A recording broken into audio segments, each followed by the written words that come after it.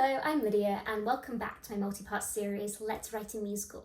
In this series we're discussing the fundamentals of musical theatre writing, as well as collaborating together in creating a new musical.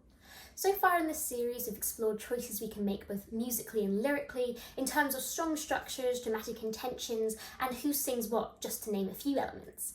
We've also discussed story structure, especially in the context of the musical that we're writing, which is an adaptation of the Grimm brothers' Little Red Riding Hood. Most recently, we discussed the opening 10 minutes of a show.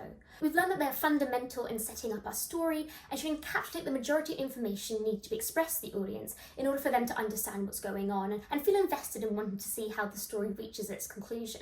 We talk about setting up our protagonist and how an opening of a story is a skeletal version of what is to come. The audience doesn't need to know exactly how the story is going to end, but they should at least have some sort of clue for what the conclusion might be or where the story might be going. Today in this course we're going to discuss what is sometimes the opposite of an opening, the ending.